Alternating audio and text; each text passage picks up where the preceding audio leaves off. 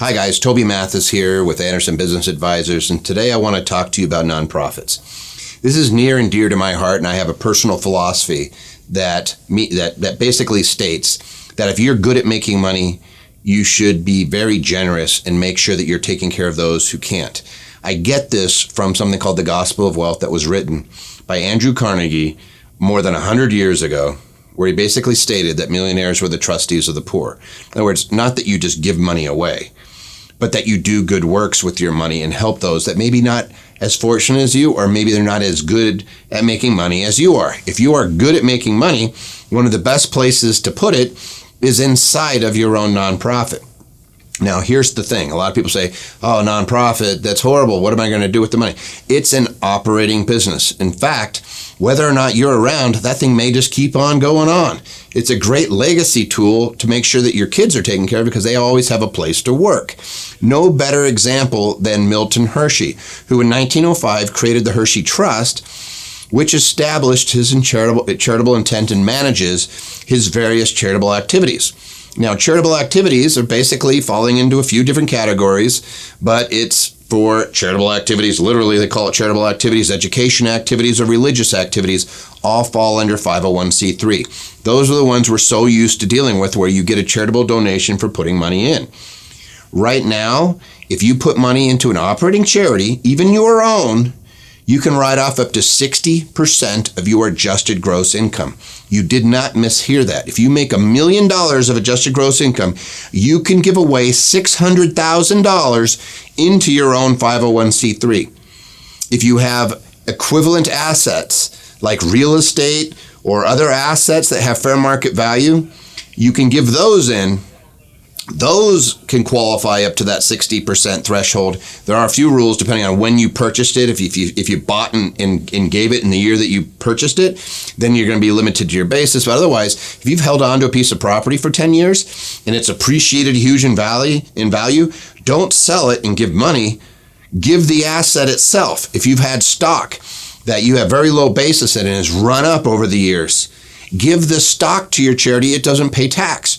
You get a donation based off the fair market value. So anyway, so we get that money into the charity. Milton Hershey, again, great example. He set this up in 1905. He died without children. I think it was 1930s. The Hershey Trust continues to manage the museum, a hospital. What was an orphanage and a school is a tremendous school that helps kids without parents, not just orphans, but also if they're incarcerated. Over 2,000 kids a year. Continues to this day and is worth over $12.6 billion because its primary holding is the Hershey Company, the publicly traded Hershey chocolate company. So this thing just keeps getting bigger and bigger and bigger. No family, no kids, no descendants, and it's still growing to this day. And there's a ton of examples just like that these things get set up, and because they don't pay tax, they continue to grow.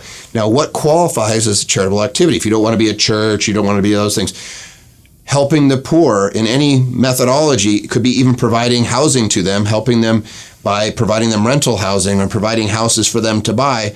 Low to moderate income qualifies. In San Francisco, by the way, $100,000 in a family can qualify as a moderate income family. And if you're doing HUD houses, that is where your standard comes from. You could be providing HUD housing.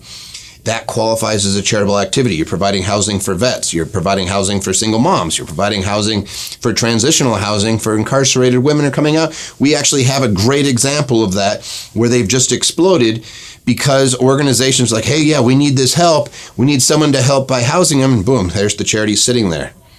Pays zero tax. Doesn't even pay the real estate tax.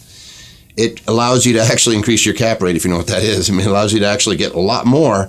The difference is there are no private owners of a charity. The great example that just popped up is the founder of IKEA did not want IKEA to be sold by his descendants, and he knew that's what would happen.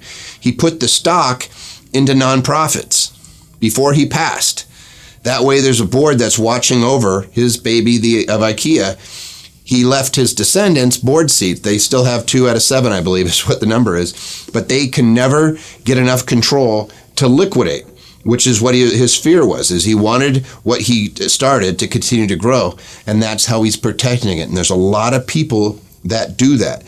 So it is a tremendous tool to create a legacy that does not get stripped down because someone decides to sell all your stuff. And it continues even beyond you living. It is not owned by shareholders. This is important. You do not own it.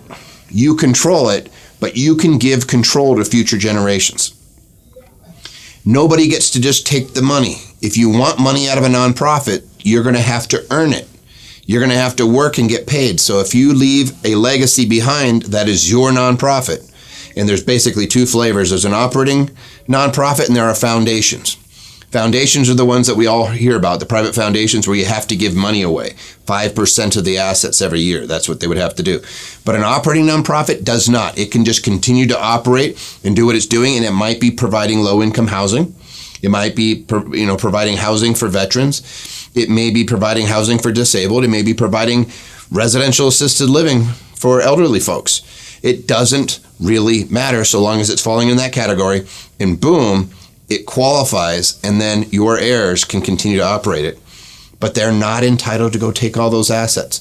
They are allowed to work for it. They're allowed to get a salary. They're allowed to get benefits. But they're not allowed to go in there and pillage it. Doesn't happen. And then if they ever decide to close it down, they don't get the money. There's no owner the way a traditional corporation is. All they get to do is distribute that to other qualified 501c3s. So if your kids really aren't getting along, or if you have generations down the a few generations down and they're just not seeing eye to eye, they can literally break that thing down, but they can't take the money. They could set up other 501c3s with similar purposes and say, hey, we don't work well together, but we're going to separate off, and we're going to continue going down the line that you established of what you believe was important. Yes, there's huge tax benefits to doing that. And if you want a great example of that, look at what happened with Howard Hughes, and you can Google it up. Before the government came in, they were a little worried about some erratic behavior by Mr. Hughes. He took all of his shares in the Hughes Aviation Company and dumped it into a nonprofit. Boom, story, he was no longer the shareholder.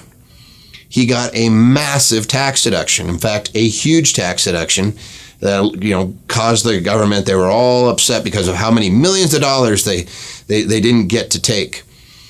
And then he received monies back for many years, and it just kind of sat there, didn't do a huge amount. Now it is I believe it is the largest bequeathment for medical research in the world, and it's one of the largest top 5 charities on the planet after Howard Hughes passed away. Because boom, the shepherds come in, they see his vision, and they say, hey, we want to actually make this vision more of a reality, and it grows. And because it's not taxed, you have what's called exponential growth. It goes boom and just takes off because you're not taxing it. So the growth stays in the company. And if people are continuing to give monies to it, it just continues to snowball. And it's a fantastic tool. One of the most underutilized tools that's out there.